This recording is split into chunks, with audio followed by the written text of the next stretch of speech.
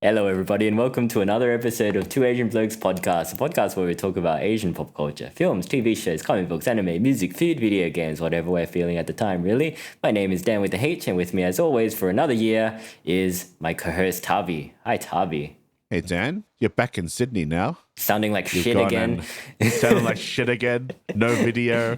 That's fine. Well, we didn't have that much video when you were in Melbourne, but it was definitely easier to record. I think we got quite a bit. Yeah, we do. It'll be sprinkled throughout this year, I'm sure.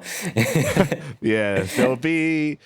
We have recorded a bunch of stuff when you were in Melbourne, so we're probably going to drip them through this, the months as well. Yeah. So there's going to be a massive increase in our sound quality and then a massive decrease in our sound quality. Yeah, maybe we need to stagger it. Like one episode will be crap, one episode will be good. Yeah, well, it's high summertime here, so risky. You're going to have to deal with Dan's mic and the fan in the background, if you can hear that. Yeah, but hopefully I'll fix my my audio volume so you can do whatever. Sure, Risky can fix it. Risky is a wizard.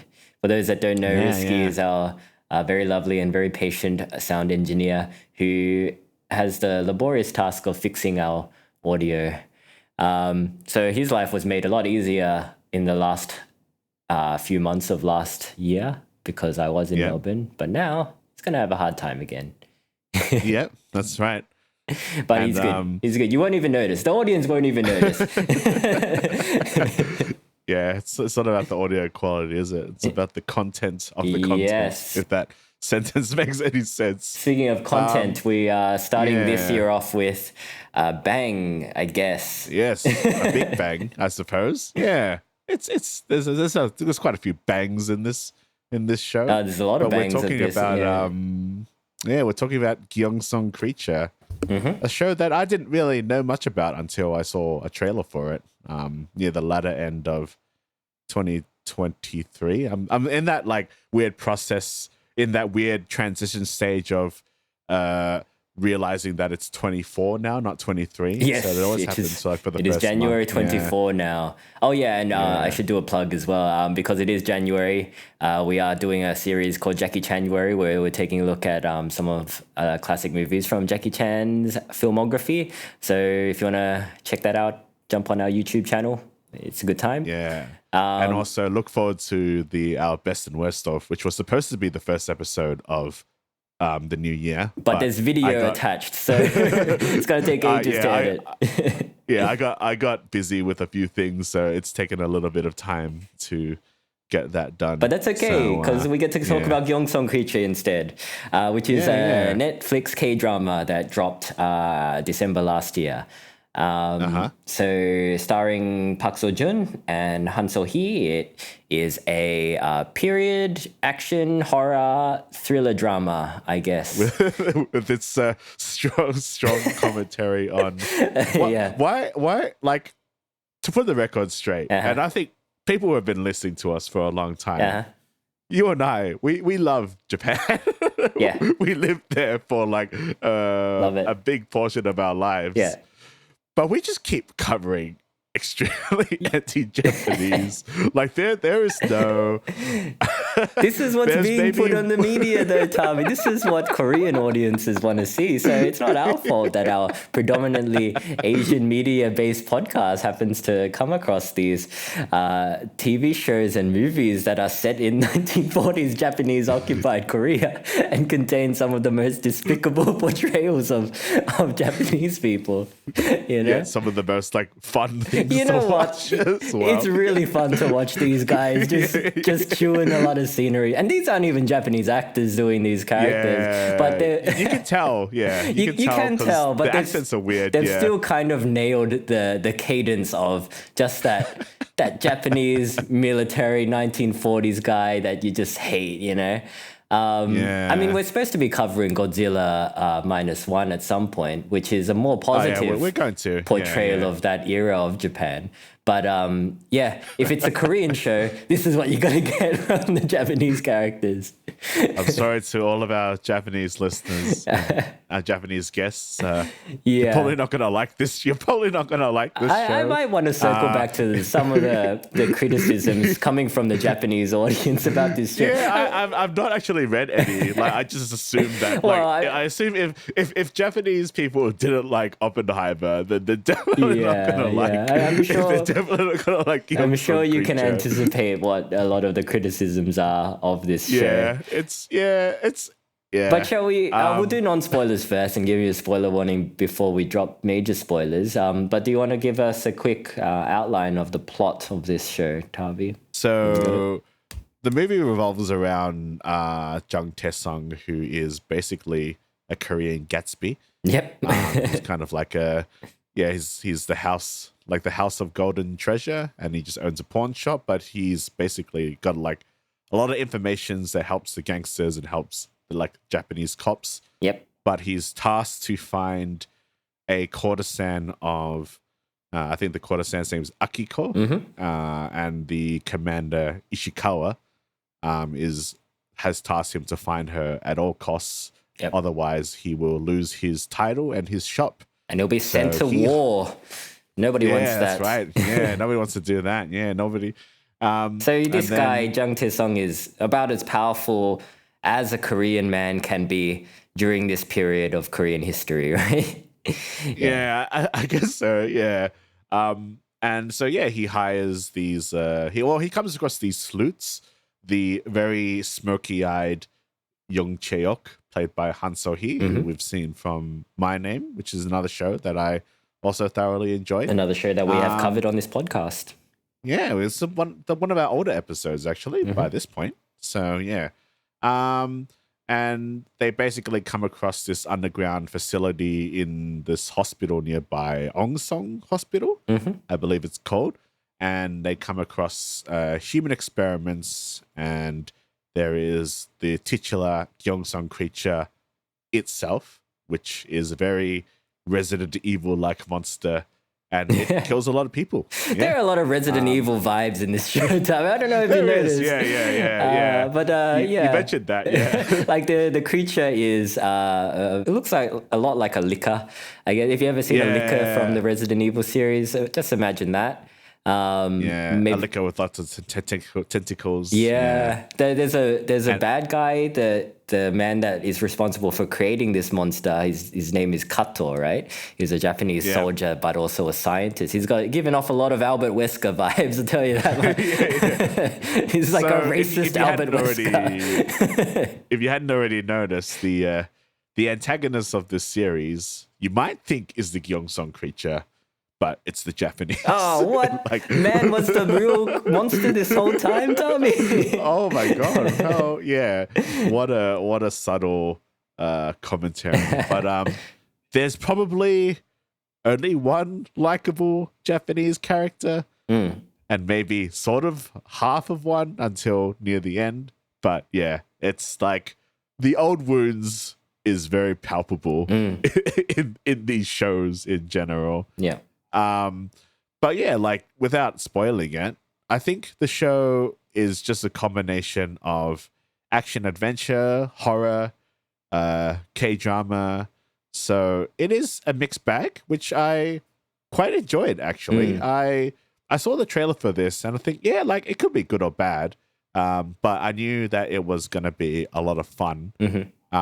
There's obviously like problems with the show, like plot wise and just like logical fallacy wise. But at the point, I didn't really care because I really enjoyed the lead character Tae-sung, played by Park Seo-joon, the most famous actor of all time, according to Brie Larson. Well, no, you're paraphrasing, Tavi. Brie Larson said that he was the most famous actor that she's ever worked with. So not of all time, but just, more famous than people like Chris Evans and Chris Hemsworth and Robert Downey Jr.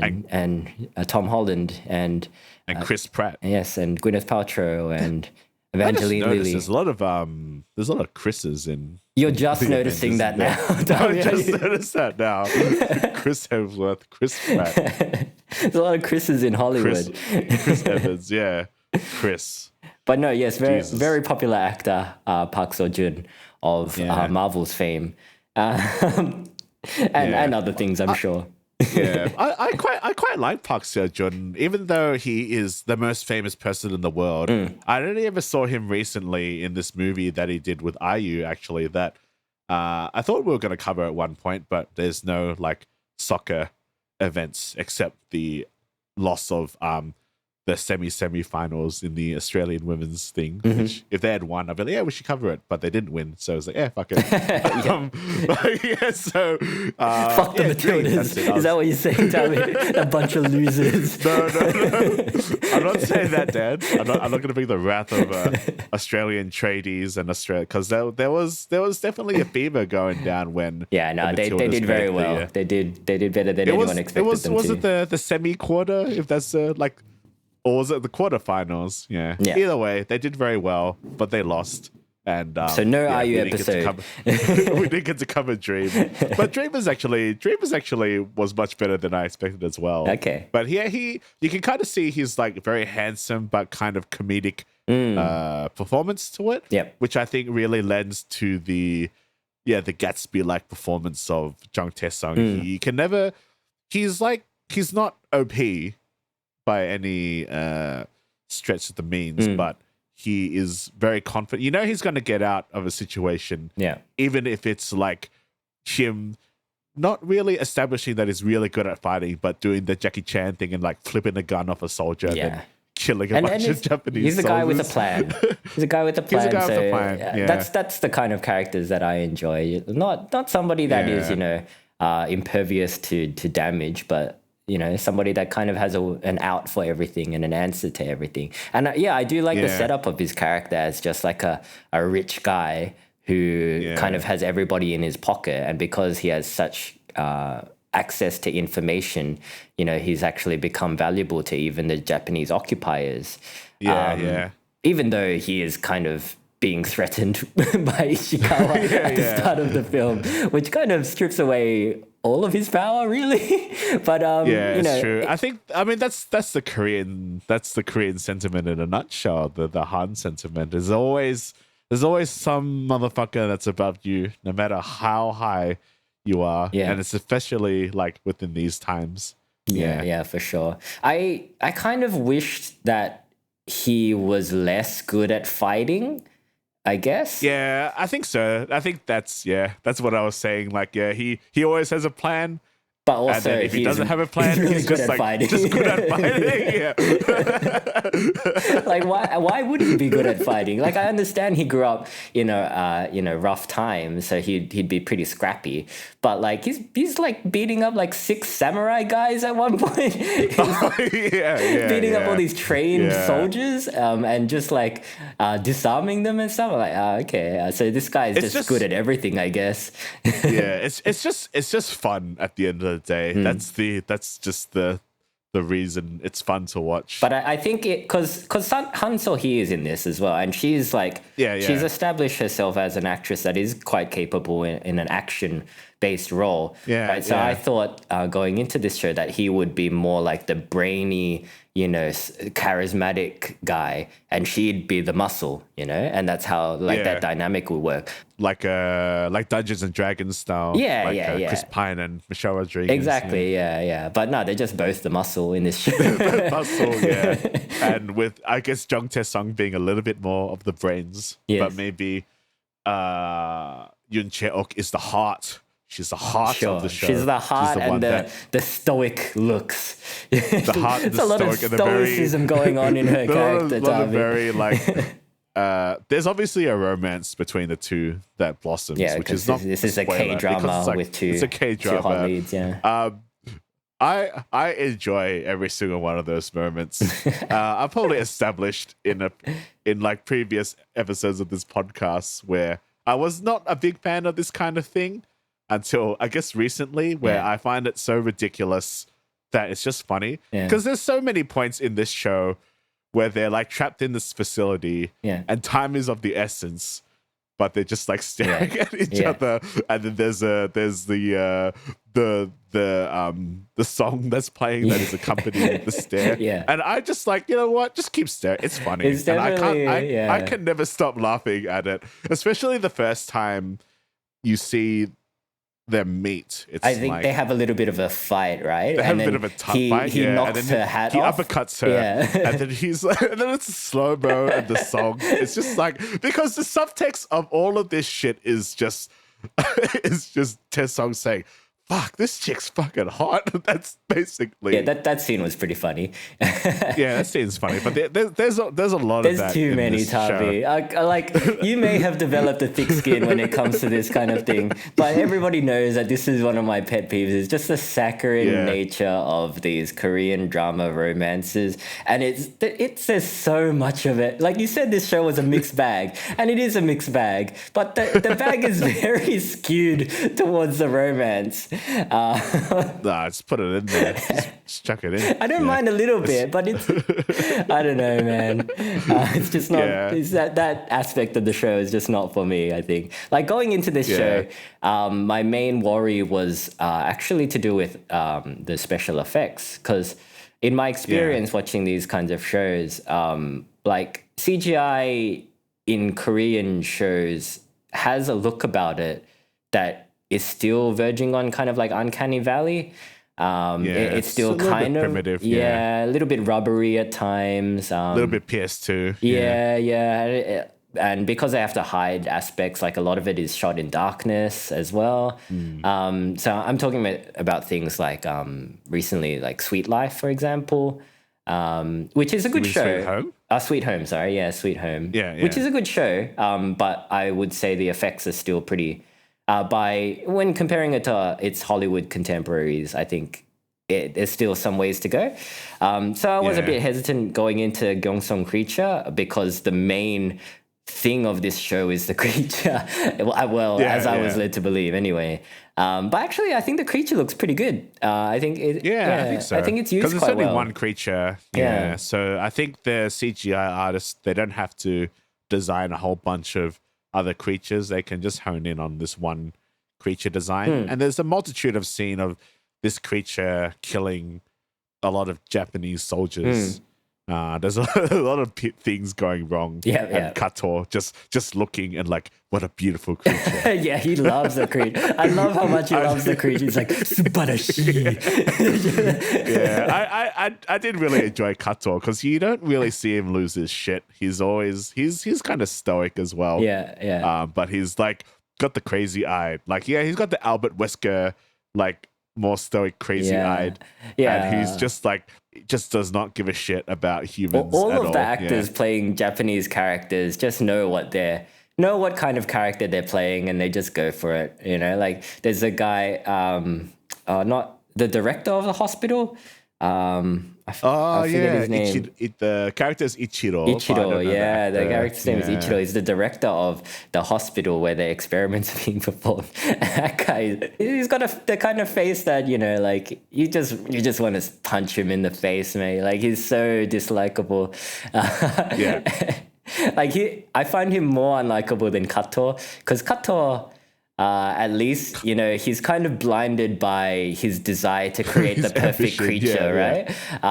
Even though he is, you know, like a Japanese supremacist as well, but he's got that kind of like mad scientist vibe to him. Whereas Ichiro is kind of just a jerk. He kind of just wants funding for this hospital and just wants to, you know, rise to power, which is a fun character as well.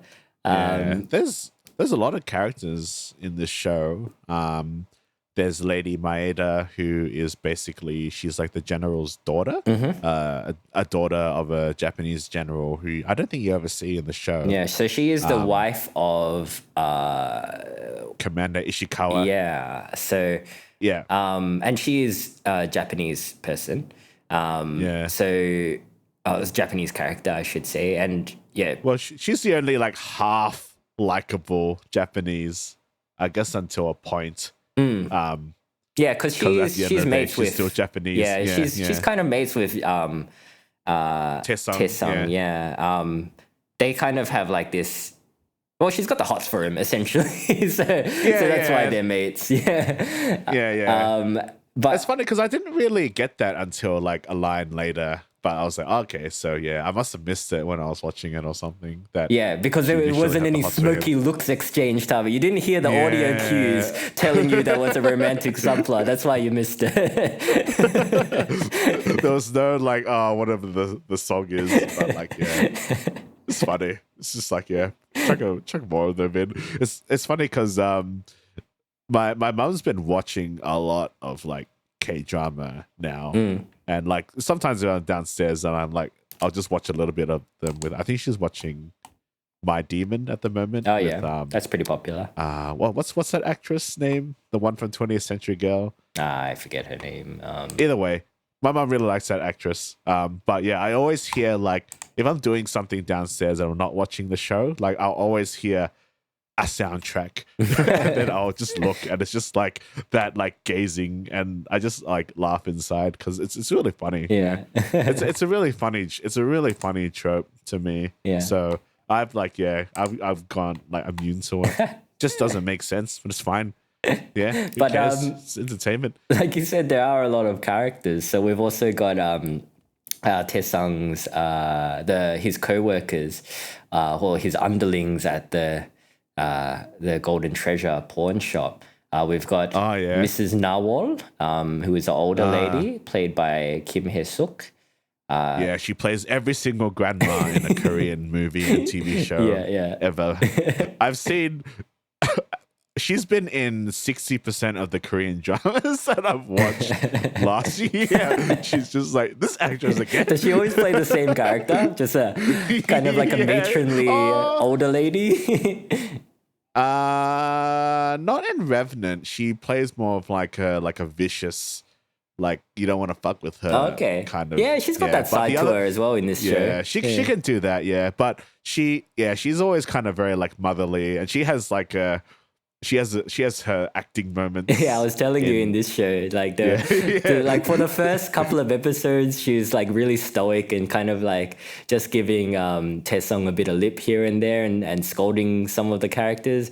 And then there's one bit where she just cuts sick and just like starts just screaming at him. I'm like, whoa, where did this come from? This motherfucker just snapped.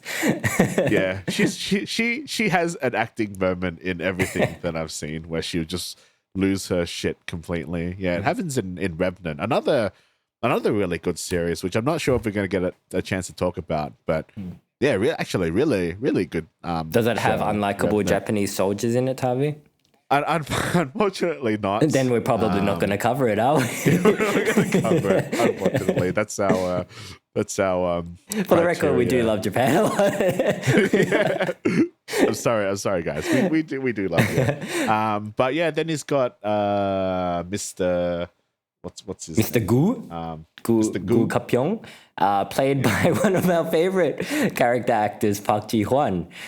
You might know him from the Roundup / the Outlaws series, where he plays Jung Isu. I just like kind of picturing it now. That's right. Yeah. I didn't recognize him at first, but yeah, he's got that kind of bug-eyed worriedness. Yeah, he plays a similar character here. Inherently a good guy, but a little bit of like a ratty guy as well. Kind of just scurrying around and doing Taesung's bidding. And kind of always complaining as well. And they've got a kid as well that works at the shop. Yeah, he doesn't really do that much. Yeah, he doesn't really do that much. Just call him the little guy. Just gonna call him the little guy. But then there's also a subplot involving Korean rebels. So with who's the lead of that team? He's that actor's in a lot of stuff as well. Yeah, the actor's name is Wee Ha-jun. I know him from Midnight. We also saw him in that horror movie, found footage horror movie. Gyeongseong Haunted Asylum. He's in that, and is in Worst of Evil as well, which we'll cover. Worst of Evil, which I haven't finished watching it yet. Yeah, same up to the last episode. But no, I like him. I've got so much stuff to watch. Yeah, he's quite good. I wish he was in this show more. I think. I don't know. His plot line kind of falls to the wayside as well. I think because he kind of like. I guess in spoilers we can talk about it a bit more, but like he's kind of.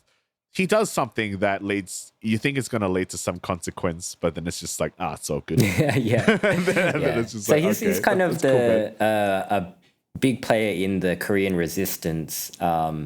So, I mean, this subplot does feel a little bit tacked on, but I guess you can't really do a story set in this time period without rebels. Yeah, without rebels, because it's a big part of this era of history, of Korean history. So this Korean rebel alliance, I guess, is kind of doing some subterfuge actions. In the first episode, like they get busted for handing out anti-Japanese propaganda, I guess. They kind of their shop gets ambushed, and the people that they capture kind of get a choice: either enlist in the army or go to a horrible place to get tortured, basically, which is you know something that really happened in this period of Korean history. This TV show, you know, it's fairly true. Obviously, there are fantastical elements such as the creature, but because it's definitely like the whole human experiment thing. It's definitely like a take on the chemical. What was that unit called? The Unit 731. Oh yes, yeah. Do you know about them? Yeah. So, which we probably may tread lightly on a bit because we do like Japan, but there are definitely some war atrocities that have happened. There's a very graphic film. It's called Men Behind the Sun. Have you heard of this movie? No. Yeah, it's a Hong Kong like exploitation film about Unit 731, and there is, I don't know the character's name, but there is a Kato like guy who is just commanding this like team of Japanese soldiers to do like despicable acts against, you know, the Chinese refugees and prisoners, and just like there's some really like horrible experiments. I haven't seen it, but I did watch a video on someone who covered like the graphic content on the film, and there's this one particular torture where they get the prisoners to like dip their arms in like freezing cold water until like their arms are like frozen, and then like they defrost the arms, and then they just like whack the arms until like all the flesh comes off. And I've seen like this one clip of the film where like the woman, like they do that to this like woman, and then they whack, and this the really like practical effects of it is really gross, and it actually like kind of grossed me out for a few days. And I'm pretty good with gore, but when I saw that, I'm like, God damn, that was just the way it looked was really shocking to me. And anything that has that 70s 80s like gritty found footage filter, it looks like it really adds a lot to the graphic nature of it, which thankfully you don't see in this show, which is Gyeongseong Creature is quite a violent show, but it's not done in a way where it's not completely inaccessible. I think the violence is it's balanced between like gory and fun. It's not. I don't think it's a particularly hard show to watch. It's probably as much as a Resident Evil film. Where's that? I think Paul so. W.S. Anderson Resident Evil film. I mean, obviously there's supernatural horror elements in it. But you know, when people are getting torn to shreds by the monster, you know, there's a lot of cutting involved. It's not. I wouldn't say it's an uncomfortable watch. It's not the sadness as we have often said. Yeah, like the violence never lingers on like the camera never lingers on the violence, I guess, and that helps make it a bit more palatable. But I mean, like this show opens with Kato's unit. They're trying to escape their facility in China because things have gone wrong. They're like getting ready to burn it all down and escape. And then he needs to set up shop in Gyeongseong, in Korea. So I mean that is kind of parallels to the real life war crimes of Unit 731. But aside from that, like I guess the production design, it seems fairly period accurate as well for that time period. Like I do like how pretty they make Gyeongseong look, especially the the Market Street. I forget the name of the street, but the street where the pawn shop is on. That set looks quite nice, especially at night. I'm pretty sure, I feel like I've seen that set in a Korean music video. You probably use it a lot, yeah. I really like this as much as like, you know, Korea occupied by Japan period is like a rough time. But we've recently seen this in like The Handmaiden, our recently reviewed Song of the Bandits, as well as numerous other Japanese occupied shit where, you know, it's it just looks cool. It does look really cool. And it also opens the door to a lot of Korean patriotism, I guess you could call it. Do you think this show was a bit mean to Japanese people? There are just some lines as well, without spoilers, but there is like a specific part where Chae-ok is kind of like talking to Kato. You know what I'm talking about, right? It sticks out as I think I remember. So there's a few like stabs at Japanese. Yeah, she's like, how can you be so proud after all the innocents you've killed and the lives you destroyed? Oh, so you label your deeds as honorable and glorious to justify your people's inferiority complex. I'm like, whoa, I bet you have a small cock as well, Kato. There's also another confrontation or talk between like Maeda and Jung-tae as well. Where it's kind of like, that's pretty mean. You know, like I'm sure, it's interesting because if you to think of a comparison, if you were to make this film about like Nazis, you know, because the Nazis were Nazis, like you can be mean to them as much as you want because the Nazis aren't even really considered German; they're just Nazis. Whereas like the Japanese, while their atrocities could be on equal par to the Nazis at points, like when you say the Japanese, it's still like I still hold sway to Japanese people that I know. So it's kind of like when they say like the inferiority complex line and you people line, it's kind of like, oh, you know, I've got a lot of really nice Japanese friends who are probably not gonna turn you into a creature or, you know, anything like that. You know, like, so, and that's kind of like maybe my main criticism of this show is that it's not so much the lines themselves. It's just the lack of nuance in a lot of this show. I mean, the Smokey looks aside, but like, I mean, the performances, everybody is either like really stoic or just crying and screaming at each other. There's kind of like no middle ground with a few exceptions. Like, for example, I think the actress that plays Maeda, Lady Maeda, is probably the only actor that is showing restraint. Like she's played by Claudia Kim. She's playing this villain ultimately, but there is some depth to her character because, you know, she does play it with a bit of nuance. She's not always like a screaming lunatic. And that means like when she does have an emotional moment, it's more impactful, I think. But every other actor is just hamming it up.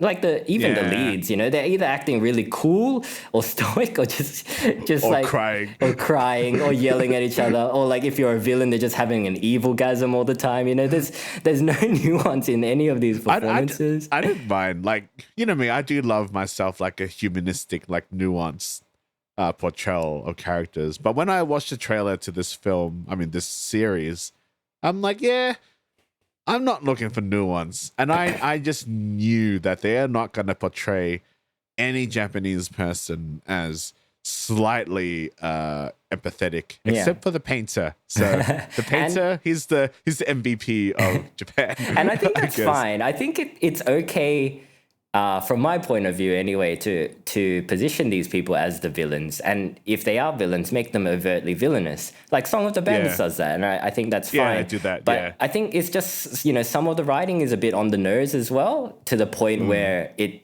you know, you could feel uncomfortable as, you know, a Japanese person watching this show. I did mention there was some criticism from Japan towards this show after the airing of its first half. or its first part. And, you know, obviously it is because of the overt anti-Japanese sentiment displayed throughout this show. You know, obviously the actors have been to Japan and have friends in Japan, and apparently, you know, what's his name? Park Seo-joon's Japanese mates said it's fine. Like they didn't have any problem with it, and they, you know, probably the majority of Japanese people didn't have any problem with it. But maybe they're just being his friend as well. Do you reckon his mate is just being like maybe Japanese they're just being supportive? They're just like, you fucking bastard. It's like I can imagine Park Seo-joon's friend. It's like, oh, it's fine. Oh, cool. Let's. I'll come down. We can watch it together, man. We can have a good time. It's like, okay. I'm busy. Like, watch but yeah, that's interesting because. Yeah, I mean, as I said before, if Oppenheimer was met with criticism in Japan, and there's like no slandering of Japanese people in that movie, and in this movie, it's just like, nope, I've got my old Korean blood DNA in me, and I'm just not going to give you a chance to like say that shit. And maybe we have some Korean listeners who are like, well, you don't understand what happened back in the day, man, and maybe we don't, but you know, it's. Well, I doubt anybody, any of the audience would really understand what happened during this period because, you know, it's a long time ago and probably everyone that went through it is, you know, either really old or dead.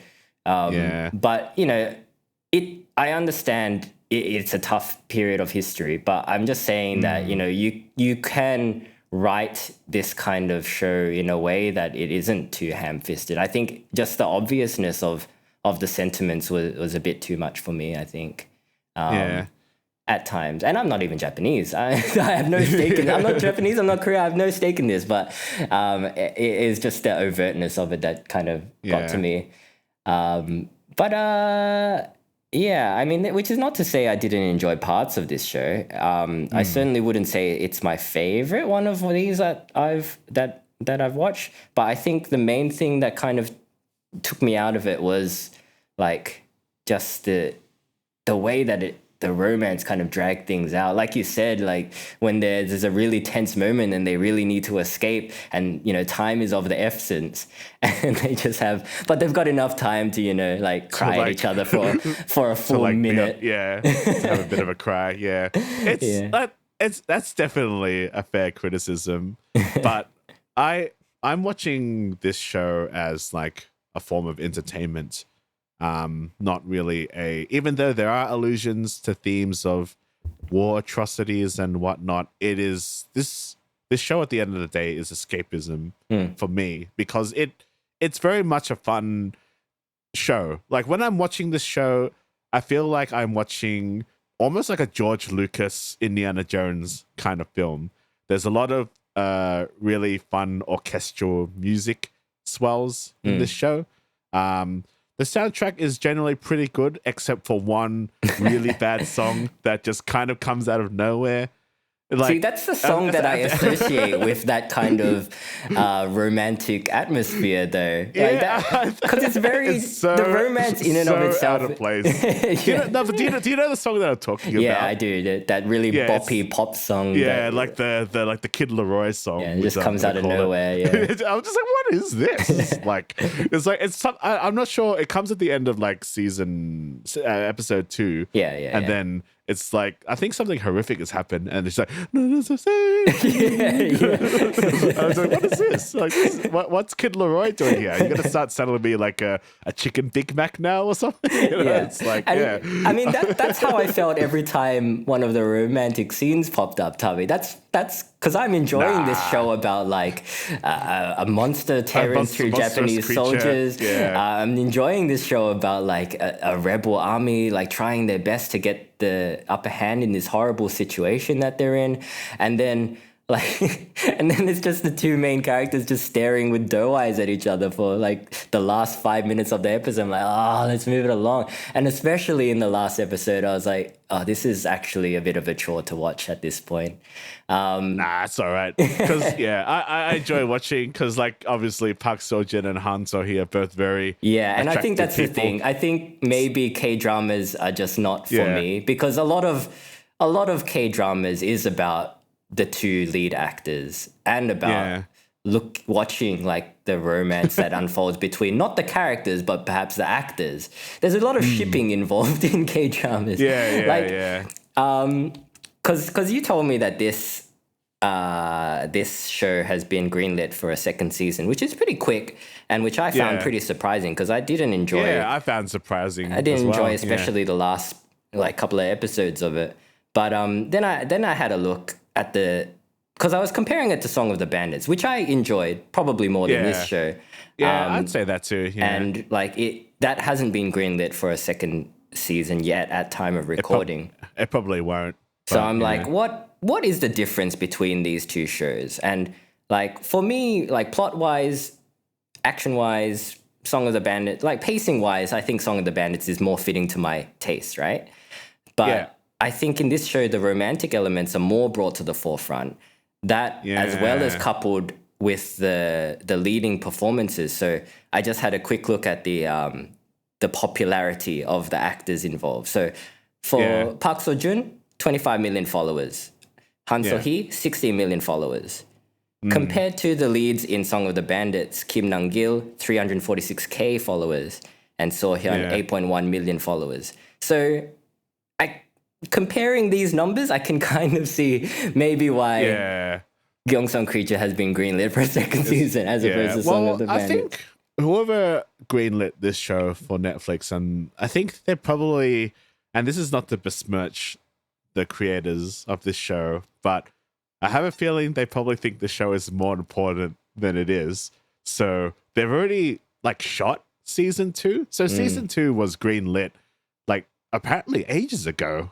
So they've already filmed a large portion of it. It's coming out later this year. So I think whoever is creating this, they're really banking on this being a massive hit in Korea. Like this is the new Korean thing to watch. And it's doing pretty well in Asia. It's been in like the top 10 in a lot of Asian countries. I assume Japan is not one of them, but in Southeast you never know. Asia, Like, I think it's doing really well. I think these actors are also popular in Japan. Yeah, these actors are. Yeah, Han So-hee is really popular. After I think Nevertheless was. She played like a bitch in that show, I think, or some other. Anyway, but she was in that Jungkook music video, so probably that helped. But she's known more for the romance because we kind of know her for action because of this show and because of My Name. But I think, I think people like her because she is a bit different to other female Korean celebrities. She's a bit more rebellious, I guess. She's got tats, I suppose, and she doesn't really give much of a shit. Well, she obviously does, but by Korean standards, she's kind of a bit more badass. And Park Seo-joon, is the most famous person in the universe. So of course, they're going to they're gonna bank on making a season 2. Definitely on paper, this show checks a lot of boxes, and I can see like you telling me that season 1 and season 2 were almost shot back to back. That kind of makes sense because on paper, this is the more bankable show. And evidently it is the more bankable show. I wouldn't say it's the better show, but... I like Song of the Bandits more. I find the leads like chemistry and a lot more interesting. I think, in that episode, I was just let down by the final episode. But like you said, you didn't really like the last 2 episodes of this or the last part. I quite enjoyed it because it just gets really silly. So it's not meant to be silly though, Tommy. It's not silly. You're liking it for the wrong reasons. It's a pretty silly show. It does escalate in the style of a Resident Evil film. It does escalate. I mean, should we get into spoilers? Yeah, let's get into spoilers. I mean, before we get into spoilers, would you recommend this show to people? I would. I think I've always been a fan of monsters and creature features ever since I was a kid. So this is something that has like a little bit of heart to it, a little bit of history that some people may not know about. And I think it will bring light to some of those issues, I guess. But it's also just a really fun show to watch. I would recommend it if you are a fan of K-dramas because it is very much a K-drama. And if you're a fan of Resident Evil, you might like it as well. Yeah, A bit of that. The show does Resident Evil better than Resident Evil did. Similar, I would say. Nah, Resident Evil was horrible. Let's not talk about that show. That's done and dusted. All right, let's talk about spoilers for Gyeongseong Creature instead.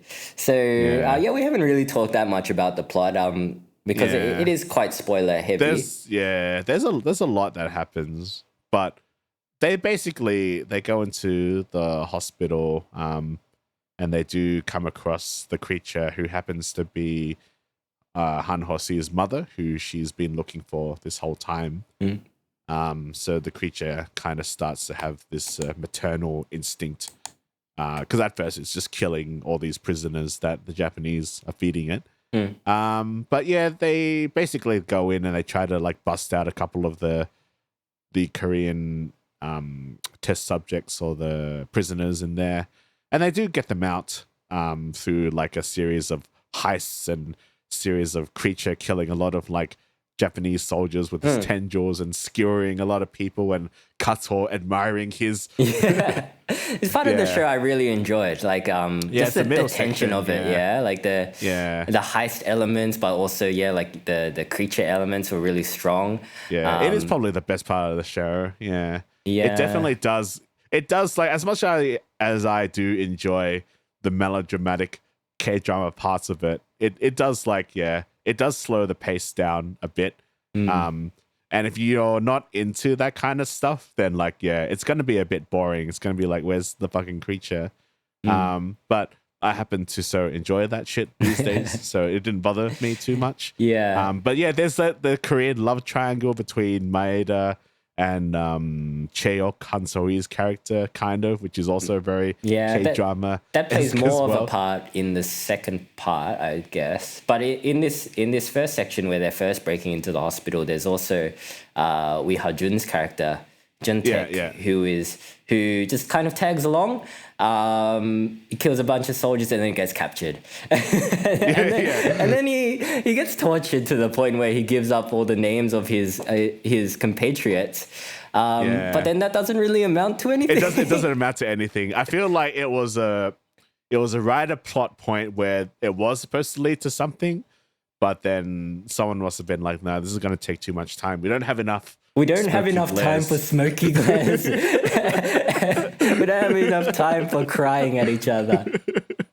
This is our pie chart. More of it needs to be dedicated to crying at each other and staring into the middle distance.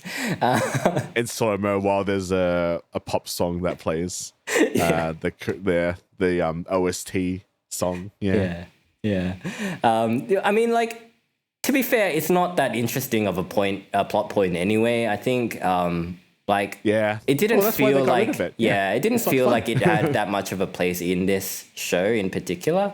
Because there's all that creature stuff going on as well. Like, there is a bit of an emphasis on like how Japanese soldiers were fond of torture at this point in time. Like, a lot of the characters do talk about their experience, and we get to see a lot of the experiences of torture in this show. Like, Jun-taek gets tortured, Mrs. Nawol gets tortured in a flashback. Mr. Gu gets tortured. Even Tae-sung himself gets tortured. There is a bit of that in this show. I think maybe that's what Jun-taek's scene was supposed to be, connected to. Is that sentiment of like, they're being, they're giving up their friends and they're betraying the people that they love, but they wouldn't be in this situation if it wasn't for you Japanese pricks. That's the line. It's like, God damn, man. It's like, So, I think that's what they were going for with Jun-taek's arc, I guess, is that, do you think there was ever, like, even an attempt to send a casting agent over to Japan and be like, I wonder if we can get some Japanese actors to be... They must have had a casting call within Korea, maybe. But I reckon maybe no one showed up. I don't know. It's funny because, like, the Japanese in the show is good, but there's an accent. You can just tell. And it's not even just the accent, it's the look. And I can't quite describe, but Japanese and Koreans look different. Yeah, and I found this hard as well about this show is that I couldn't tell really who was supposed to be a pure Japanese person and who was supposed to be like a Korean person speaking Japanese or a Korean person who's somehow risen to power in that society. Like, because Akiko is her character is Korean native, right? Yeah. Because she's got a Korean name as well. Yeah, she looks Japanese. But she's I mean, like Ishikawa looks really Korean. I found as well. Yeah, but Ishikawa looks Korean. Is he meant to be pure Korean. Japanese? I know Kato is meant to be pure Japanese, but he looks Korean. Yeah. I think Ichiro is supposed to be pure Japanese. He's definitely supposed to be pure Japanese. Because there are a lot of like Korean characters that are speaking Japanese. Like they come across a Korean soldier with glasses on, right? And but he's in the Japanese army, but he quickly establishes that he is actually Korean. So I just found that like it was a little bit hard to tell sometimes who each character was supposed to be. And it's pretty important as well in this kind of show, like to know whether it's a Korean character or a Japanese character, because it's basically heroes and villains in this show. The only person that looked Japanese to me was the painter. Yeah, Sachimoto. He was the only one that I thought, is this a Japanese actor? And it's not. It's a Korean guy. He was in All of Us Are Dead. So he's absolutely no Japanese actors in this show. Then. Not from what I can see at the glance. So maybe there's. I wonder if they had like a Japanese crew member just working on this show. Just watching this unfold and just watching all his Korean colleagues like, yeah, it's just like, that's a great shoot, guys, well done. It's just like crying. It's like, oh, I didn't do this, it's not my fault. But it is your fault. That's kind of you get that feeling when you watch these kind of shows. It's just like, and I only really get that feeling from this show. Like Song of the Bandits has plenty of anti-Japanese sentiment in it. Yeah, but then they got like bad Chinese guys as well. So that's true. The evil guys, Fucking Netflix, make a season 2 of that. I like that show more than this one. Make a season 2 of Song of the Bandits. So I can see I do want to see that dark side, like team versus team. Yeah, that's gonna be fun to watch. We're gonna be robbed of it, Dan. Yeah, I don't think it'll happen. I mean, do we want to talk about the climax of the show where it just completely loses the plot? So after their first escape, Cheok reveals to her father, who is also looking for his wife, that his wife, her mum, has been turned into a monster and is still in the hospital. So in secret, he goes to the hospital to do something. So this is where the show was starting to lose me, because this is where a lot of plot contrivances just come into play. First of all, when they're escaping, they just happen to knock out Japanese soldiers and steal their uniforms. Yeah, I mean that's fine. That's just a bit of fun. First of all, Taesung has a heroic sacrifice, right? He sacrifices himself so the rest of them can escape. Even though I don't really think that was necessary, I feel like they could have just escaped altogether. Yeah. But he just stays behind because he needs to make a heroic sacrifice. No, you gotta have a reason to justify the smoky glare and the don't go aspect, man. And then he's got to be guns down a lot of Japanese soldiers. He survives through plot armor alone, Tavi. There's no way he could have made it out of there. These are trained soldiers. They are trained soldiers, and they're shooting through this fucking wooden table that would not withstand the rat. He's gunning all these guys The only person down. on their team that dies from that encounter is the soldier that they have on their team, the Korean soldier with glasses on. He's the only one that dies in that encounter. But whatever, plot armor, it's fine at that point. It's fun. It's really fun to watch. I was laughing. Yeah. But then Cheok's dad decides to have a heroic sacrifice as well. He decides to surrender himself to the Japanese army so that he gets taken in to the hospital to see his wife. Like, what is his plan at that point, Tabi? You know, like... I don't know, he just wants to see his wife. The guy's But like, why wouldn't they just kill him on the spot, Tabi? How could he be sure that they would take him to his wife? Nah, it's just... I don't know. It's just... He had no plan. He's just got to... he's got plot armor. It's a different kind of plot armor. And then before he goes, he writes a letter to his daughter saying, you know, I've gone to this hospital to see your mum.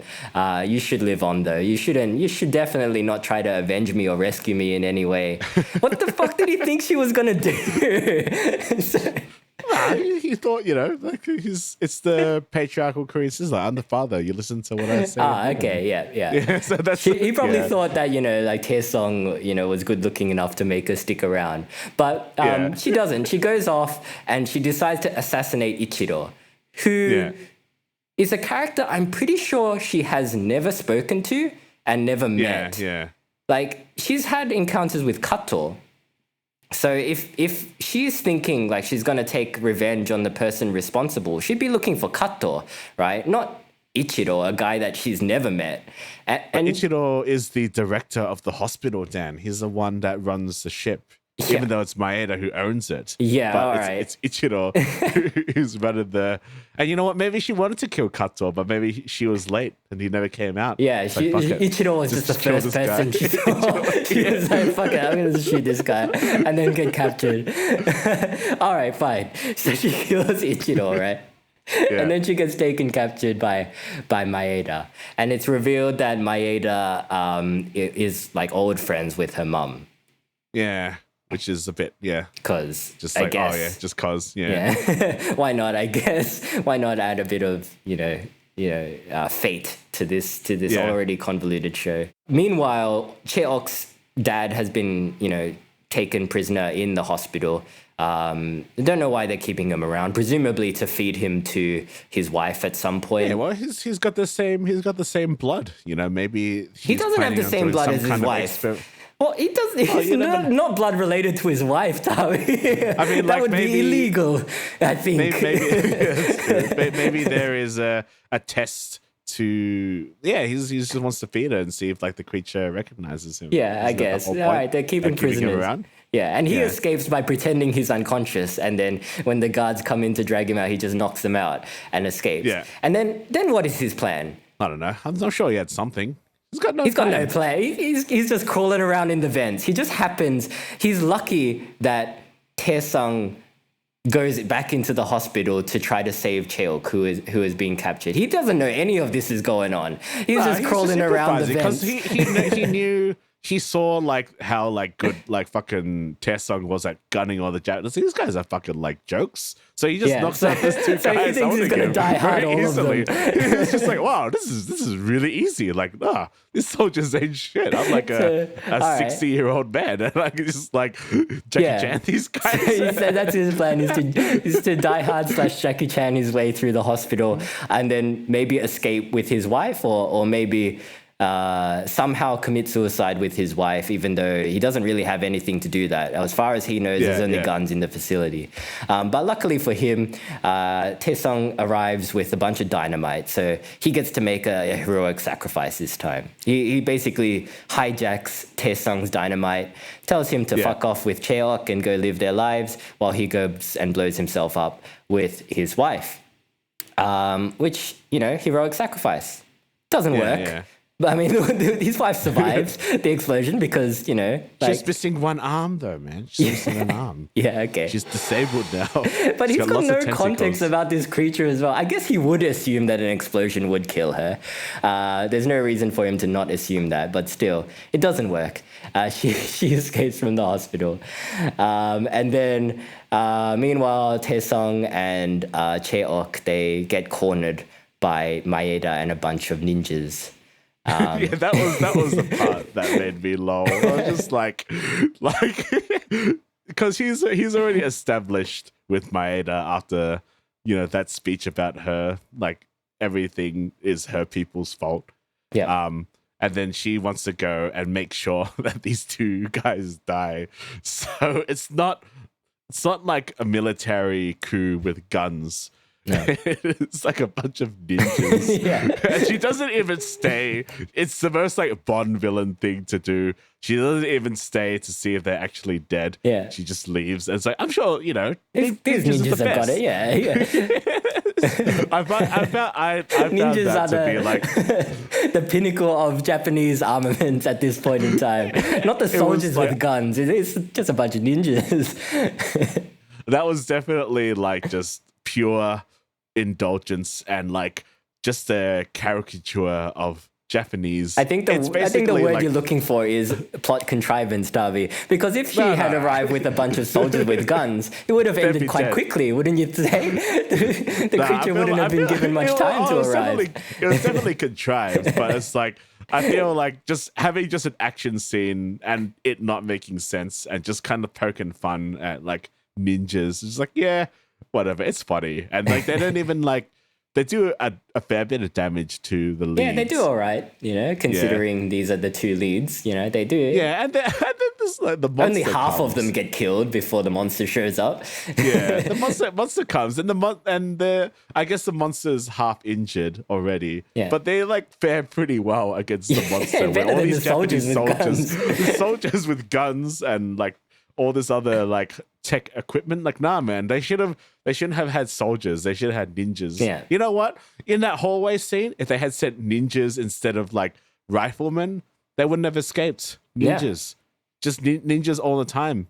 That was the flaw in the Japanese plan. Yeah, Maeda knew that ninjas were the way to go in this situation. I feel like they because they were posted in Korea and there wasn't much war going on. So they're probably working for pretty cheap, right? Yeah, you're right. Ninjas are expensive, so that's why she kept all the ninjas. Like, I'm not gonna have these shitty Japanese soldiers where one guy who has had a tough childhood is gonna kill all of them. Just have ninjas around me, man. That's why because Maeda dies in the end. Or she didn't die, she gets blown up by the rebels. Yeah. But if she had her ninjas, like they would have spotted that instantly. Would have been like on the ceiling and shit. It's true. So yeah, but she didn't because they all got killed by the creature. They do a valiant effort, but the creature manages to kill them all. But then another plot contrivance, she goes after Taesung. Because I guess she sees him as a threat to her daughter. Because she's trying to get to her daughter, right? Through animal instinct alone, perhaps. So she's eliminating all of the threats to her daughter. And then she goes for an attack on Taesung, and Cheok gets in the way. Because somebody has to make a heroic sacrifice. It's great. I enjoyed it. I knew it was going to happen. I was like, yeah, sure. Go. Like, each character has to have like at least one heroic sacrifice. Yeah, it's true. I knew she wasn't going to die anyway, because it's like, it's going to be like the creature's going to do some kind of earworm bullshit and then she'll be fine in the end. Which you don't actually see until it's not a post credits, but she's like she's drowning. Yeah. But like it's interesting because at this point I didn't know season 2 was greenlit. So I'm like, if there wasn't a season 2, like I'd be satisfied because it's all over. And then I knew that Cheok was gonna be like all right because these kind of shows are geared to Koreans, but they're also geared to an international audience, and people aren't gonna like a sad ending. So Cheok's fine. And they're gonna leave that kind of a mystery. So I think the thing that this show, even though there are a lot of plot contrivances, the thing that this show did better than Song of the Bandits was how it ended. So Song of the Bandits feels unfinished. It almost feels like the way Fast X ended. Like it just stops. Whereas this show, it's like it's open-ended enough that it can lead to a season 2.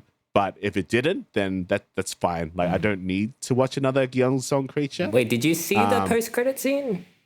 I did see the post-credit scene where it's like it's in the modern day, right? Yes. So I did see like when the Justin Bieber song came on, and it's just like it's in the modern day. Yeah, but now. I guess you're right. That could just be discounted. Like it doesn't need to have a second season. That could just be like oh yeah, this has happened now. Like whatever kind of. Yeah. So yeah, no, that was surprising to me. That the most surprising thing was Netflix telling me that season 2 is coming out this year and that they're actually going to make a season 2, which was the most surprising to me because I'm like, this show is kind of finished. In Song of the Bandit's defense, apparently 20 episodes were filmed and then it was edited down to about 9 episodes. What? So fucking Netflix. Too busy sending your edits to make a Squid Game the challenge. Give me that 20 episode. So that might be why Netflix. It feels a bit rushed towards the end. I'm paying fucking $25 a month to get 4K, which I don't even get on my fucking computer anyway. You can't even finish one fucking show, you know? Yeah. You can't even... Give me my 20 episodes of Song of the Bandits, man. Yeah. I want to see more like fighting and that annoys me as well because this show, Gyeongseong Creature, felt too long to me. There is a bit in the last episode of this series, Tavi, of this season of this series, Tavi. So basically, this is once Chae-ok has like died from at the hands of the creature. Tae-sung believes that she is dead and life is kind of going on as normal. So he is sitting on the steps of Golden Treasure, his pawn shop, right? And he's kind of like looking into the street and hoping to catch a glimpse of Chae-ok. Maybe she's still alive. But then, she's not alive as far as he knows. So he kind of just like looks into the middle distance. There is a full 20 seconds. I went back and counted them, Tabi. There's a full 20 seconds dedicated to just a static medium close-up of him looking at nothing. And it felt like an eternity, Tabi. That's because you think they're going to subvert the But he's not looking at anything. He's done looking at the crowd to see if he can catch a glimpse of Chae-ok. He's just sitting on the steps just in silence. It's the hope. It's the extra length, the extra edit that he might see her, but then he doesn't. Man. So bad. It's the longest 20 seconds of my life, Tavi. I thought it was all right. I don't know. It was a real chore to get through the last episode of this show. I'm just gonna say it. I'm not gonna pull my punches. This is the year of me being mean to shows, Tavi. Like, You're already mean to One Piece. We're both mean to One Piece. And this leads to me to believe that K-drama is just not for me, I think, because this is pretty popular. This show is pretty popular. And I think the problem that I have with K-drama as a storytelling device is that I think there's maybe a bit too much emphasis on who the lead actors are as opposed to the story itself. Yeah. And that's like, I don't think I can ever get on board with something like that. As somebody that is pretty focused on the narrative, I don't know if I can ever get on board. Like, write a good story and have popular actors in it, that's fine. But I just have a problem with sacrificing storytelling for shipping of two actors. Yeah, well, to put the shoe on the other foot on that, I think that's basically the old like Hollywood style. Like, you're watching a show because of the actors. I wasn't particularly attached to. That's what Red Notice is, Tavi. You know that. That's why Red Notice is the most watched film on Netflix, is because of the three leads. Red Notice is garbage, though. That's okay. But, that's the difference, is it? But it's kind of like because I watch a lot of shit throughout the year, so I think when I watch a show like this, it doesn't really bother me, like all the contrivances and all the shipping of leads and whatnot. Because I would say that my cinematic diet is quite broad. So if I want to watch something that's more like narrative focused, my mind is already set to expect that, I guess. And if I'm subverted but I get something good, then that's so you don't expect it from K-dramas, is what you're saying. You don't expect quality storytelling from K-dramas. I mean, like, not all the time, no. Okay. But I mean, to not go on a rant about this show, I'm not watching Strong Girl Namsoon or any of the Strong Girl shows to expect a good show. Yeah. It's just it's all about the capitalism side of that.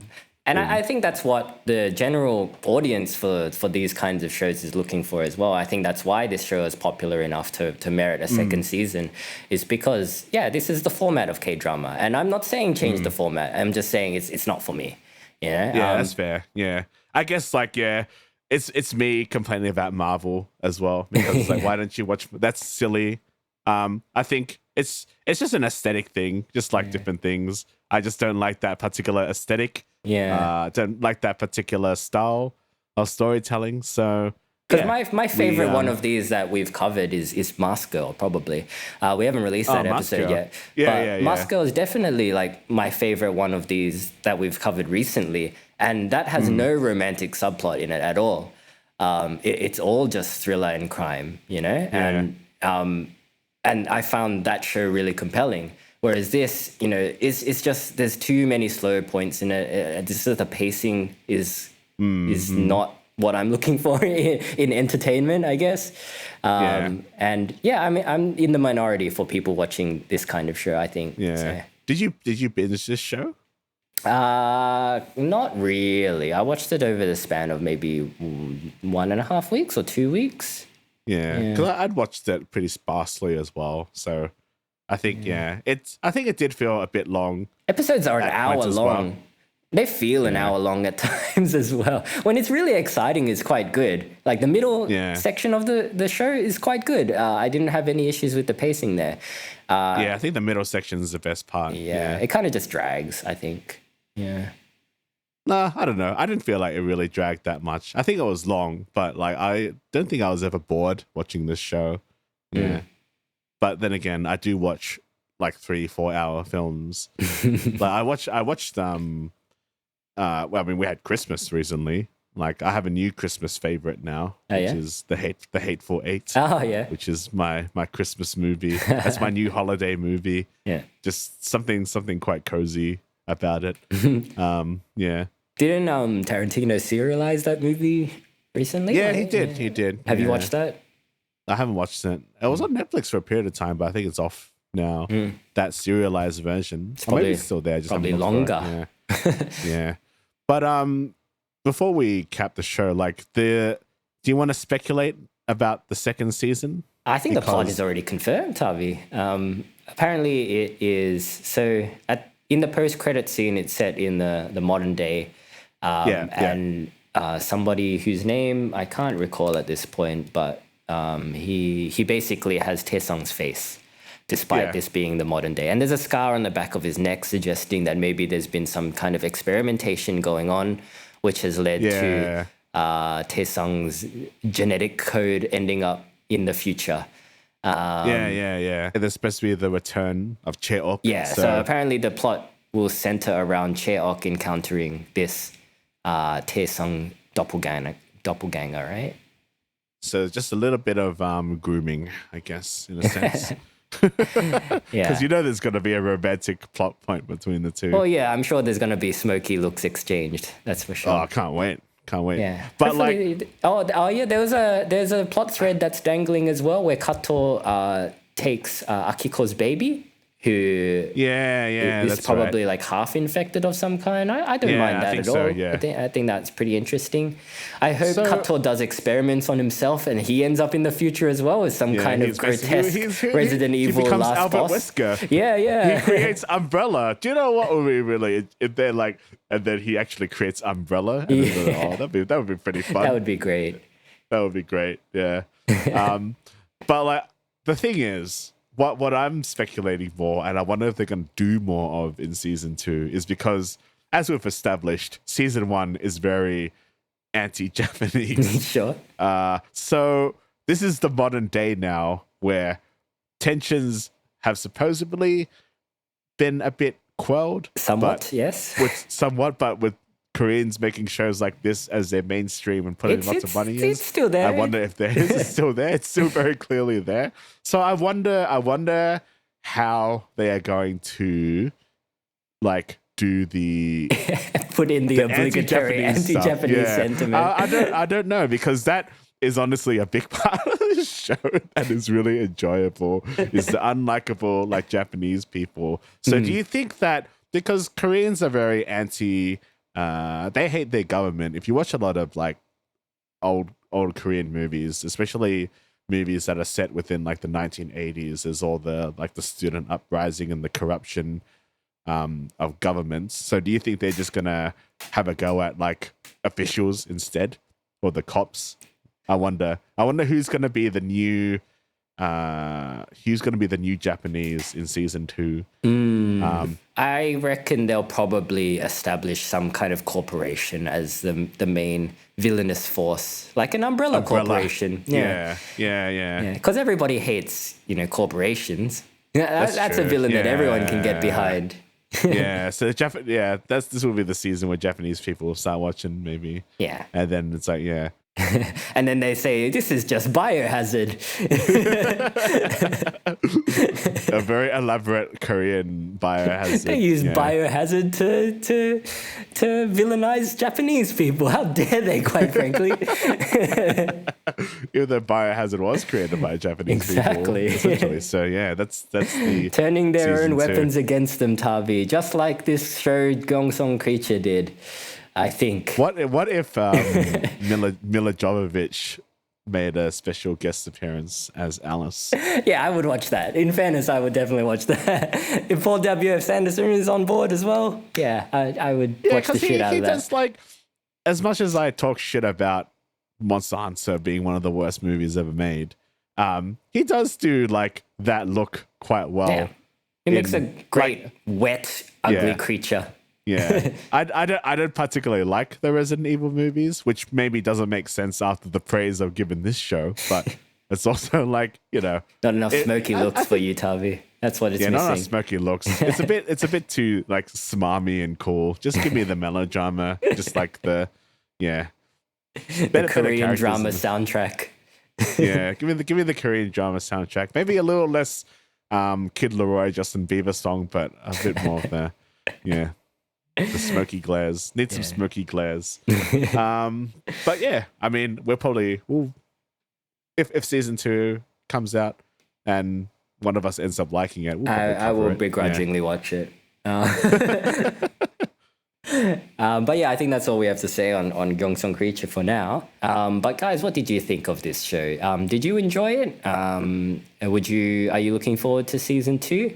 Let us know. You can get in touch with us at twoasianblokes@gmail.com. You can join our Facebook group to be part of the conversation, and you can follow us on Instagram at TikTok at 2asianblokes to see what we're up to. As I mentioned at the start of this episode, go ahead and check out Jackie January. Our episode's up now on our YouTube channel. Happy New Year. Happy New Year. Sorry, start this year off with some hating, but I tell it how it is. I wasn't hating. Yeah, Tavi wasn't hating. You're the hater. I like this show. This episode, You're the hater. You're the one that. I'm not gonna bring those shows up. That's fine.